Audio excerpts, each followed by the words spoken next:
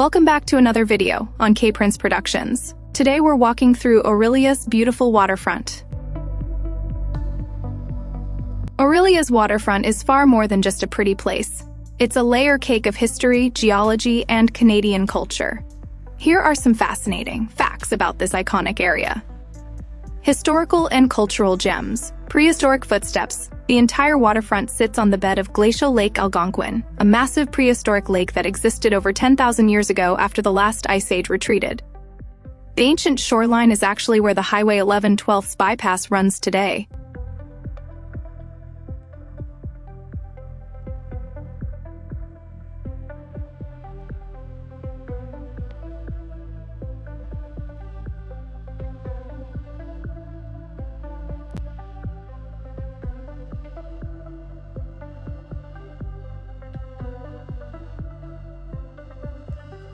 The Champlain Monument's controversy. The majestic Samuel de Champlain Monument, 1925, marks where the explorer is believed to have wintered with the Huron-Wendat in 1615-16.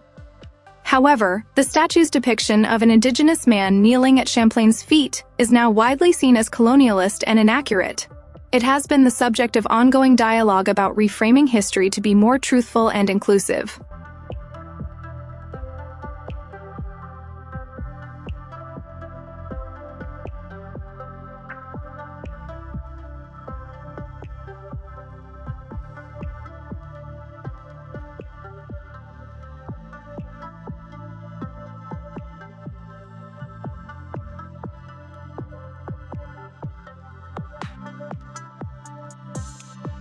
A big band mecca, the beautiful Couchiching Beach Park Pavilion, the White Building, was a premier entertainment destination when it opened in 1927. Its legendary dance hall hosted the era's biggest acts, including Guy Lombardo and his Royal Canadians, long before they were international stars.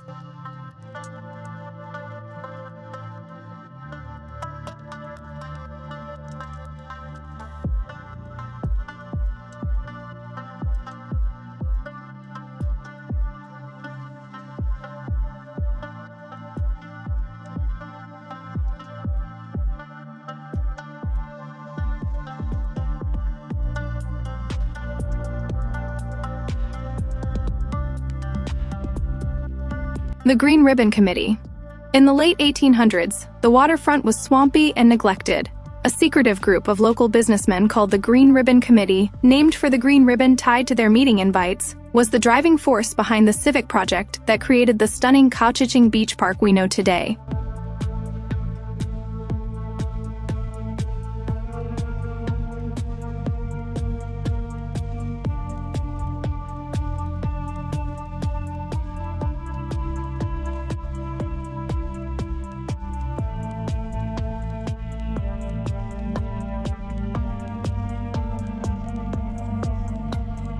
The SS Orillia's fate. Orillia had its own namesake steamship, the SS Orillia. Part of the local fleet that transported passengers and goods, it met a dramatic end when it sank in a violent storm on Lake Superior in 1905. Its salvaged whistle is now on display at the Orillia Museum of Art and History.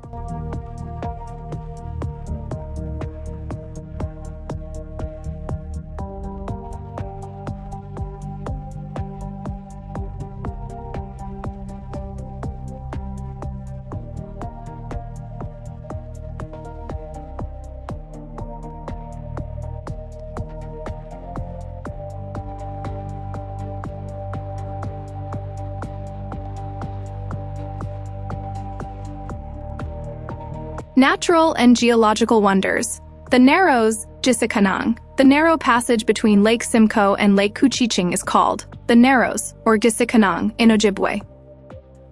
This has been a vital travel and trade route for thousands of years, used by indigenous peoples, voyageurs, and modern boaters alike. It's one of the shortest rivers in the world, connecting two major bodies of water.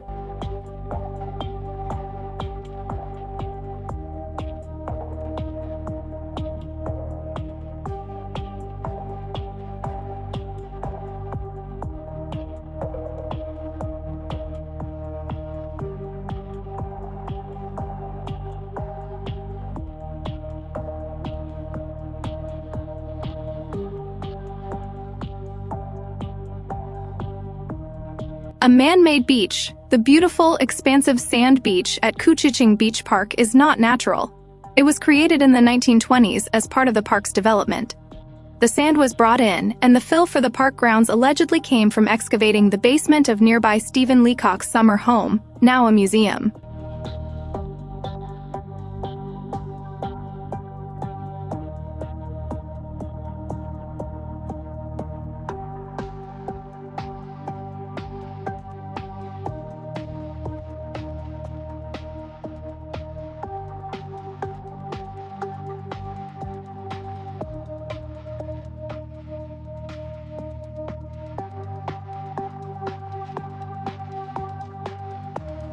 On the Atlantic Flyway, the waterfront is a crucial stopover on the Atlantic Migratory Flyway. Thousands of birds, including ducks, swans, and geese, use this route during spring and fall migration, making the waterfront a fantastic spot for birdwatching.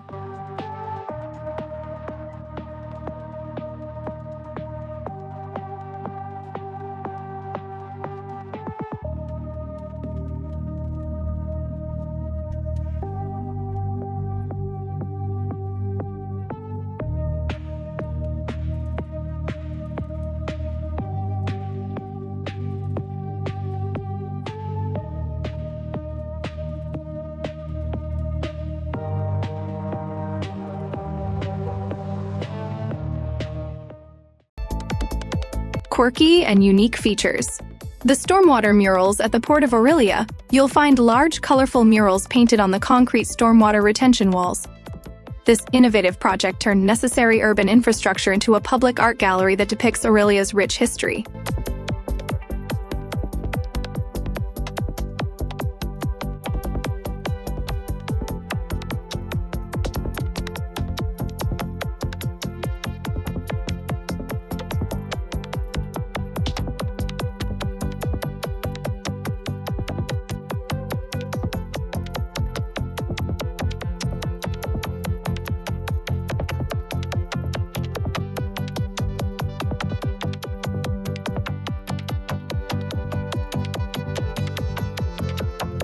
From carriage works to park, Tudhope Park on the east side was once the site of the Tudhope Carriage Works factory, which later became one of Canada's first automobile manufacturers, Tudhope Motor Company. The land was donated to the city by the Tudhope family in 1945 and transformed from an industrial site into a beautiful recreational park.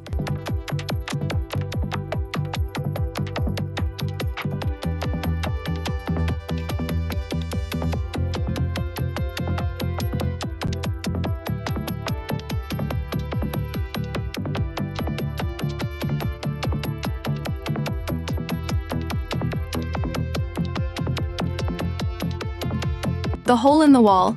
From Tudhope Park, you can see a narrow channel leading to Lake St. John.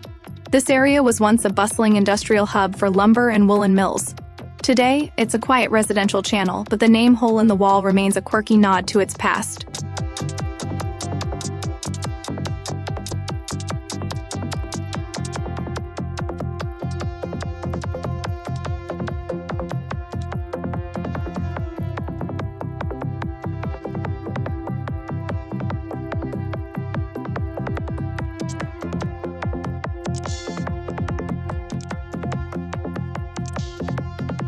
A literary connection, Orillia was famously satirized as Mariposa by humorist Stephen Leacock in his classic book Sunshine Sketches of a Little Town. The waterfront and the steamers that plied the lakes feature prominently in his stories, capturing a specific moment in small-town Canadian life.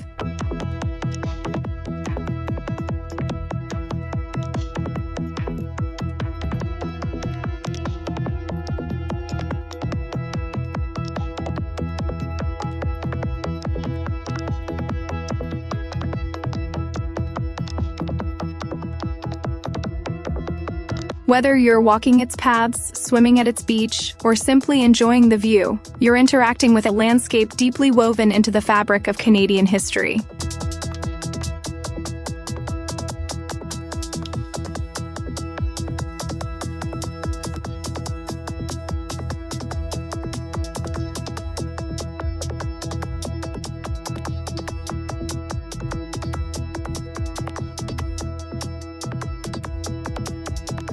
We hope you enjoyed the video.